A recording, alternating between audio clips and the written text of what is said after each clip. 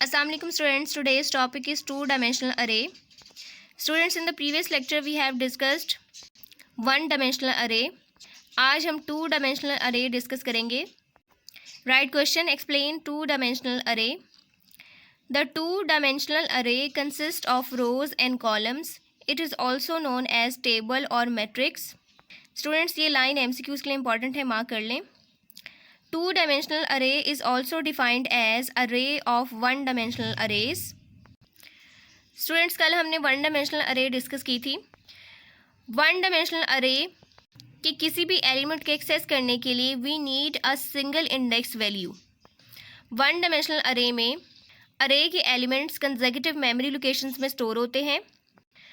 हमने कल ये भी डिस्कस किया था one-dimensional array में या तो एक रो होती है या एक कॉलम होता है. फॉर एग्ज़ाम्पल, अगर एक अरे है और इसके 5 एलिमेंट्स हैं, इसका साइज़ 5 है, तो इसके एलिमेंट्स इस फॉर्म में भी स्टोर हो सकते हैं. ये कंसेक्यूटिव मेमोरी लोकेशंस हैं. स्टूडेंट्स, आप ये देख सकते हैं कि एक कॉलम बन रहा है, एक कॉलम है और इसमें कंसेक्यूटिव मेमोरी लोकेशंस हैं. इस अरे के किसी भी एलिमेंट को एक्सेस करने के लिए हमें सिंपली एक सिंगल इंडेक्स वैल्यू रिक्वायर्ड है. इसी तरह से अगर हम इसी अरे को स्टोर करें in consecutive memory locations in a form of a row, ये रो की फॉर्म में है, ये भी consecutive memory locations है. आप देख सकते हैं ये एक रो है और ये इसमें 5 consecutive memory locations हैं. अरे के किसी भी एलिमेंट को एक्सेस करने के लिए हमें सिंपली एक सिंगल इंडेक्स वैल्यू रिक्वायर्ड है. वन डायमेंशनल अरे या तो इस फॉर्म में स्टोर हो सकती है, सिंगल रो की फॉर्म में, या सिंगल कॉलम की फॉर्म में स्टोर हो सकती है. आज हम टू डायमेंशनल अरे डिस्कस कर रहे हैं. टू डायमेंशनल अरे में रोज़ भी हैं और कॉलम्स भी हैं. वन डायमेंशनल में हमने डिस्कस किया था या तो एक रो हो सकती है या एक कॉलम हो सकता है, लेकिन टू डायमेंशनल अरे में रोज़ भी हैं और कॉलम्स भी हैं. टू डायमेंशनल अरे को टेबल और मैट्रिक्स भी कहा जाता है. स्टूडेंट्स, नेक्स्ट हमने एक पॉइंट डिस्कस किया था. टू डायमेंशनल अरे इज़ ऑल्सो कॉल्ड द अरे of one dimensional arrays. One dimensional arrays या तो कॉलम फॉर्म में हो सकती हैं या सिंगल रो की फॉर्म में हो सकती हैं. अगर इन अरेज को कंबाइन किया जाए, यानी अगर एक वन डायमेंशनल अरे कॉलम फॉर्म में है और एक वन डायमेंशनल अरे रो फॉर्म में है, अगर इनको कंबाइन कर दिया जाए तो इस केस में एक टू डायमेंशनल अरे बन जाती है. इन दोनों अरेज को कंबाइन करने के बाद जो फाइनल अरे बनती है उसके किसी भी एलिमेंट को एक्सेस करने के लिए हमें रो और कॉलम की वैल्यू रिक्वायर्ड है. That's why two-dimensional array is formed by combining one-dimensional array. Next heading लिखें index values. The element of two-dimensional array is referenced by two index values. One index value represents the row and the second represents the column. Students, हमने discuss किया था to dimensional अरे में रोज़ भी हैं, columns भी हैं. टू डायमेंशनल अरे के किसी भी एलिमेंट को एक्सेस करने के लिए हमें उस एलिमेंट की टू इंडेक्स वैल्यूज़ रिक्वायर्ड होती हैं, यानी कि एलिमेंट किस रो में है और किस कॉलम में है. अगर जनरल फॉर्म में हम लिखें ARC, ए अरे नेम है, ये टू डायमेंशनल अरे है, R is representing the row and C is representing the column. अगर हमने इस टू डायमेंशनल अरे के किसी स्पेसिफिक एलिमेंट को एक्सेस करना है तो हमें उसका रो नंबर भी चाहिए, उसका कॉलम नंबर भी चाहिए, यानी two index values are required to access a specific element in two dimensional array. Any array that requires two subscripts to identify a particular element is also known as a double subscripted array. इसमें two subscripts required हैं. That's why it is called a double subscripted array. Students, next example की heading लिख लें. Example हम बाद में discuss करेंगे, पहले इसका syntax डिस्कस करते हैं. The general syntax to declare two-dimensional array is line number, dimension, array variable, row, column. Students, dimension statement हम डिस्कस कर चुके हैं. अरे वेरिएबल अरे नेम है, टू डायमेंशनल अरे का नेम है. Row is representing the total number of rows and column is representing the total number of columns. Students, अगर किसी अरेज में 2 रोज़ हैं तो यहाँ पे 2 आएगा और 3 कॉलम्स हैं तो यहाँ पे 3 आएगा. वेयर अरे variable represents the name of to dimensional अरे, row represents the total number of rows of the table. It is an unsigned number, यानी इसका कोई साइन वगैरह नहीं होता, प्लस माइनस लगाना नहीं होता. COL column represents the total number of columns of the table. Students, इस टॉपिक के स्टार्ट में हमने डिस्कस किया था अ 2 डायमेंशनल अरे is also called matrix. Students, आप मैट्रिसेस पढ़ चुके हैं। किसी भी मैट्रिक्स में किसी भी एलिमेंट को एक्सेस करने के लिए उसका रो नंबर और कॉलम नंबर रिक्वायर्ड है।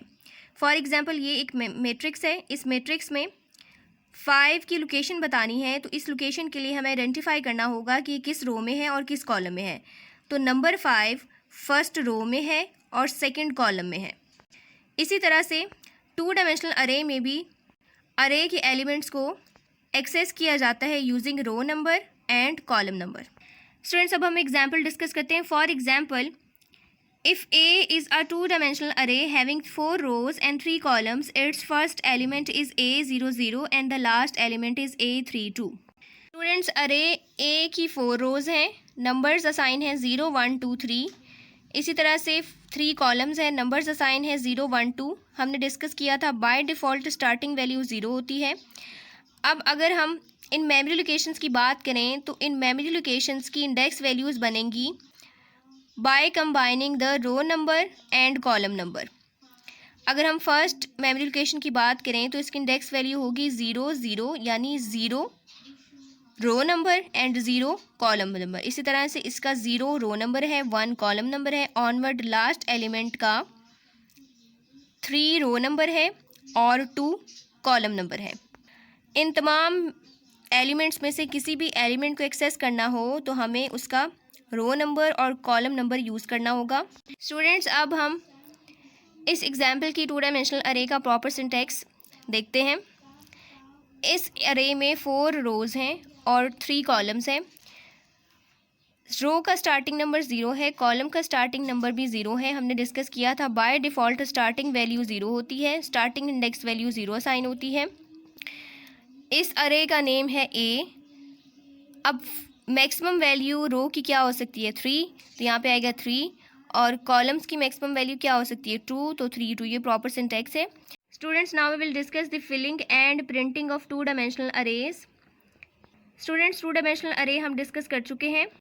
2 डायमेंशनल अरेज में रोज़ भी हैं, कॉलम्स भी हैं। और 2 डायमेंशनल अरे के किसी भी एलिमेंट को एक्सेस करने के लिए 2 इंडेक्स वैल्यूज़ रिक्वायर्ड हैं।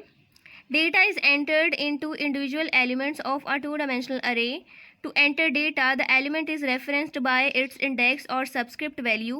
Similarly, data is retrieved from an array from individual elements of the array.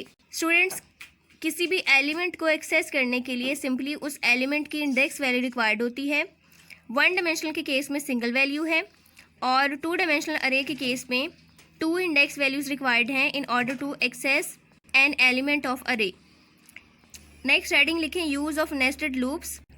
Students, कल हमने 1 डायमेंशनल अरे की एग्जांपल्स डिस्कस की थी। 1 डायमेंशनल अरेज में डेटा एंटर करने के लिए या 1 डायमेंशनल अरेज का डेटा प्रिंट करने के लिए हमें सिर्फ एक ही लूप रिक्वायर्ड था। आज हम डिस्कस कर रहे हैं 2 डायमेंशनल अरेज। 2 डायमेंशनल अरेज में रोज़ भी हैं, कॉलम्स भी हैं, यानी कि 2 इंडेक्स वैल्यूज़ हैं। 2 डायमेंशनल अरेज में डेटा एंटर करने के लिए या डेटा प्रिंट करने के लिए हमें नेस्टेड लूप्स रिक्वायर्ड हैं, यानी एक लूप रोज़ को हैंडल करे और एक लूप कॉलम्स को हैंडल करें। Usually nested loops are used to access elements of the 2 dimensional array. The following example inputs data into 2 array and then prints out the sum of array on the computer screen in the tabular form. Nested loop has been used to enter data into the elements of the table. The outer loop has been used to change the index values of rows and inner loop has been used to change the index values of columns. Similar method is used to print out data from the elements of the array. Students, 2 dimensional arrays के लिए अभी हमने discuss किया है nested loops required हैं। एक loop रोज़ को handle करेगा और एक लूप कॉलम्स को हैंडल करेगा। स्टूडेंट्स, अभी हम एक एग्जांपल डिस्कस करेंगे। इस एग्जांपल में हम 2 डायमेंशनल अरेज एंटर करेंगे और फिर इन 2 डायमेंशनल अरेज को ऐड करके रिजल्ट स्क्रीन पे प्रिंट करेंगे। एग्जांपल नंबर 6 इंपॉर्टेंट है। फर्स्ट लाइन में डायमेंशन स्टेटमेंट के साथ 3 2 डायमेंशनल अरेज डिक्लेयर की हैं, A B Z। स्टूडेंट्स, आप देख सकते हैं इन तीनों अरेज में 2 रोज़ 2 कॉलम्स हैं। हमने ए और बी अरे का सम कैलकुलेट करना है और उस सम को स्टोर करना है इन जेड अरे। ये तीनों 2 डायमेंशनल अरेज हैं। स्टूडेंट्स, हमने नेस्टेड लूप यूज़ किया है। फॉर लूप के अंदर एक और फॉर लूप है। स्टार्टिंग वाला जो फॉर लूप है लाइन नंबर 20 में, इसमें हमने लूप वेरिएबल आर यूज़ किया है in order to indicate the rows, यानी ये वाला लूप रोज़ को हैंडल करेगा, रोज़ के इंडेक्स वैल्यूज़ चेंज करेगा। और नेक्स्ट में हमने सी यूज़ किया है, ये कॉलम्स को हैंडल करेगा, कॉलम्स के इंडेक्स वैल्यूज़ को चेंज करेगा। स्टूडेंट्स, हमारे पास 2 रोज़ हैं, 2 कॉलम्स हैं, इसलिए आर और सी की रेंज भी 2 ही है। उसके बाद हमने रीड स्टेटमेंट यूज़ की है विद अरेज ए बी। इनकी जनरल फॉर्म लिखी है आर रोज़ की वैल्यूज़ हैं और सी कॉलम्स की वैल्यूज़, इस तरह से बी आर सी, इसमें भी आर रोज़ हैं और सी कॉलम्स हैं।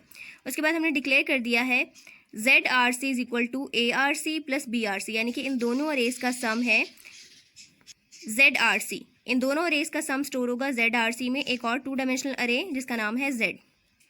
स्टूडेंट्स, हमने यहाँ पे 2 यूज़ नहीं किया, आर और सी यूज़ किया है क्योंकि इन वैल्यूज़ को अब लूप हैंडल करेंगे।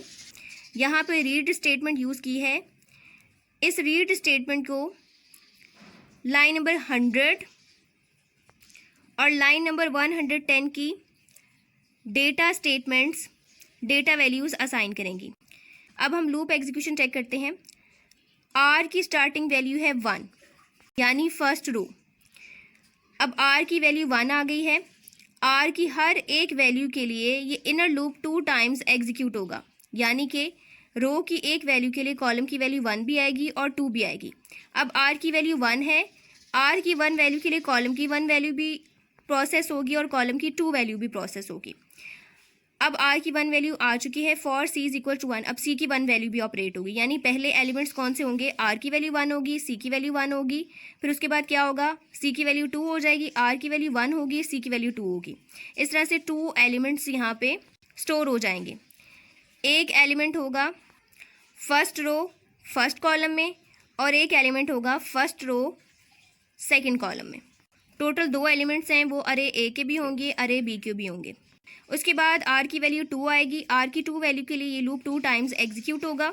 अब आर की वैल्यू 2 है, कॉलम की वैल्यू 1 होगी, फिर आर की वैल्यू 2, कॉलम की वैल्यू 2 होगी, यानी कि सेकंड रो के लिए फर्स्ट कॉलम भी आएगा, सेकंड कॉलम भी आएगा। अब कौन सी वैल्यूज़ होंगी, 2 1 2 2, यानी second row first column, second row second column. इस तरह से यहाँ पे इंडेक्स वैल्यूज़ कंप्लीट हो गई हैं। लाइन नंबर 50 में रिस्पेक्टिव इंडेक्स वैल्यूज़ वाली डेटा वैल्यूज़ ऐड हो रही हैं। फॉर एग्जांपल, अगर स्टार्टिंग पे आर की वैल्यू 1 थी और कॉलम की वैल्यू 1 थी, तो इसकी फर्स्ट रो और फर्स्ट कॉलम वाले एलिमेंट और इस अरे का फर्स्ट रो और फर्स्ट कॉलम वाला एलिमेंट, ये दोनों सम होंगे। इस तरह से जब सी की वैल्यू 2 आएगी, आर की वैल्यू 1 ही रहेगी, तो इस अरे का फर्स्ट रो सेकंड कॉलम का एलिमेंट और इस अरे का फर्स्ट रो सेकंड कॉलम का एलिमेंट दोनों सम होंगे। इस तरह से वो सेकंड वैल्यू आ जाएगी। इस तरह से जब आर की वैल्यू 2 होगी तो इस अरे का सेकंड रो फर्स्ट कॉलम और इस अरे के सेकंड रो फर्स्ट कॉलम की वैल्यूज़ ऐड होंगी। इस तरह से जब सी की वैल्यू 2 होगी, आर की वैल्यू 2 ही है, तो यहाँ पे आएगा इस अरे की सेकंड रो की सेकंड वैल्यू और इस अरे की सेकंड रो की सेकंड वैल्यू। 60 में सम प्रिंट हो रहा है, अरे ए और बी का sum in the form of array Z. उसके बाद next C is the part of inner loop. ये लाइन कॉलम की वैल्यू को अपडेट करी। उसके बाद प्रिंट स्टेटमेंट यूज़ हुई है in order to print the data values. उसके बाद नेक्स्ट आर, ये आउटर लूप का पार्ट है, in order to update the values of R. उसके बाद 2 डेटा स्टेटमेंट्स हैं। ये डेटा स्टेटमेंट्स वैल्यू असाइन कर रही हैं to the read statement of line number 40 और line number 120 is the end of program. जैसे ही प्रोग्राम एग्जीक्यूट होगा, रिज़ल्ट आएगा 12 8 10 10। 12 है फर्स्ट रो फर्स्ट कॉलम में, 8 है फर्स्ट रो सेकंड कॉलम में, ये 10 है सेकंड रो फर्स्ट कॉलम में और ये 10 है सेकंड रो सेकंड कॉलम में। सब हम डिस्कस करते हैं डेटा वैल्यूज़ कैसे असाइन हो रही हैं। जैसे ही आर की वैल्यू 1 और सी की वैल्यू 1 होगी तो ए का फर्स्ट एलिमेंट होगा 1 1 और इस तरह से बी का फर्स्ट एलिमेंट होगा 1 1। अब इन दोनों को डेटा वैल्यूज़ असाइन होंगी 8 और 4 और इन दोनों का सम क्या होगा 12, जो यहाँ पे प्रिंट हुआ है। उसके बाद सी की वैल्यू 2 होगी लेकिन आर की वैल्यू 1 ही रहेगी। आर की वैल्यू 1 है और सी की वैल्यू 2 है, यानी कि ए का एलिमेंट होगा 1 2, इस तरह से बी का भी एलिमेंट होगा 1 2। तो नेक्स्ट वैल्यूज़ क्या है 3 और 5, ये दोनों असाइन होंगी और ऐड होंगी तो 8 प्रिंट हो जाएगा। 8 फर्स्ट रो सेकंड कॉलम में है। उसके बाद जैसे ही रो की वैल्यू 2 होगी, सी की वैल्यू 1 होगी तो आएगा 2 1 और इसका एलिमेंट भी होगा 2 1। तो 2 1 के लिए फिर नेक्स्ट वैल्यूज़ क्या है 6 और 4। तो 6 और 4 असाइन होगी, 6 असाइन होगा ए के लिए और 4 असाइन होगा बी के लिए। तो 6 + 4 10, 10 यहाँ पे प्रिंट हो गया है सेकंड रो फर्स्ट कॉलम में। इस तरह से जब रो की वैल्यू 2 है, कॉलम की वैल्यू जब 2 होगी तो एलिमेंट्स होंगे 2 2 और 2 2। अब इसके लिहाज से इनको वैल्यूज असाइन होंगी 5 और 5, और इन दोनों का जब सम होगा तो 5 + 5 10 प्रिंट हो गया है सेकंड रो सेकंड कॉलम में। Next is array manipulation. Right question, what is meant by array manipulation. Students, manipulation का मीनिंग है to handle in a skillful manner. अब हम देखेंगे अरेज कौन से ऑपरेशंस को स्किलफुल मैनर में हैंडल करती हैं। There are different operations which can be performed using array, like searching a particular element in an array, यानी अरे में सिंपली हम इंडेक्स वैल्यू यूज़ करते हुए किसी भी एलिमेंट को सर्च कर सकते हैं। Matching elements from 2 different arrays, दोनों अरेज की इंडेक्स वैल्यूज़ को यूज़ करते हुए हम अरेज के एलिमेंट्स को मैच कर सकते हैं, कंपैरिजन कर सकते हैं। सॉर्टिंग अरे, अरे के एलिमेंट्स को ऑर्डर में करना, सॉर्ट करना। Find a largest and smallest number from an array and rearranging the array. Students, largest number find करने की एग्जाम्पल हम डिस्कस कर चुके हैं। सिंपली हम अरे के फर्स्ट एलिमेंट को लार्जेस्ट कंसीडर करते हुए कंपैरिजन से अरे का लार्जेस्ट नंबर फाइंड कर सकते हैं। इसी तरह से कंपैरिजन से स्मॉलेस्ट नंबर भी फाइंड कर सकते हैं और अरे को रीअरेंज भी कर सकते हैं।